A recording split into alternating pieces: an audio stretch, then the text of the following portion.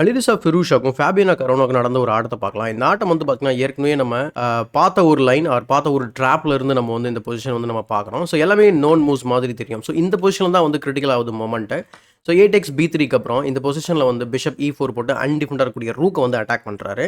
ஆனால் இந்த இடத்துல வந்து பார்த்தீங்கன்னா, ஃபேபியானா கழுவானா பழையசா ஒரு ட்ரிக் இருக்குது. அந்த ட்ரிக் என்ன அப்படின்னா, ரூக்கை சாக்ரிஃபைஸ் பண்ண முடியும் அப்படிங்கிறது தான். அது மட்டும் இல்லாமல் இந்த நிலையில் வந்து 2 மூவ் நான் மார்க் பண்ணியிருக்கேன். ஒன்று பிஷப்பால் நைட்டாலேயோ அல்லது பிஷப்பாலேயோ வந்து பார்த்தீங்கன்னா அந்த பானை வெட்டுறது.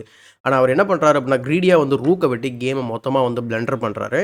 அண்ட் இந்த பொசிஷனில் வந்து ஃபேபி செகண்ட் பிரில்லியன் மூவ் வந்து விளையாடுறாரு. அது வந்து ரூக் டேக்ஸ் A7. இந்த மூவ் விளையாடின உடனே அவர் ரிசைன் பண்ணிடுறாரு. இதுக்கான காரணம் என்ன அப்படின்னா, நீங்கள் ரூக்கை வெட்டினீங்க அப்படின்னா பான் C7க்கு அப்புறம் குயின் ஆகிறது தடுக்க முடியாது. அல்லது நைட் இன்ட்டு C6 விளையாடினா ரூக்கை வந்து கேப்சர் பண்ணிவிட்டு அதுக்கப்புறம் நீங்கள் நைட்டை வந்து D8ல வச்சு பிளாக் பண்ணுங்க. அதுக்கப்புறம் நம்ம வந்து அது ரூக்கையும் சாக்ரிஃபைஸ் பண்ணி ஃபோர்க் பண்ணி திரும்ப வந்து பார்த்தீங்கன்னா அந்த பீஸை எடுத்துடலாம். இந்த வீடியோ பிடிச்சா லைக் பண்ணுங்கள். மறக்காமல் தமிழ் செஸ் சேனலை சப்ஸ்கிரைப் பண்ணிக்கோங்க.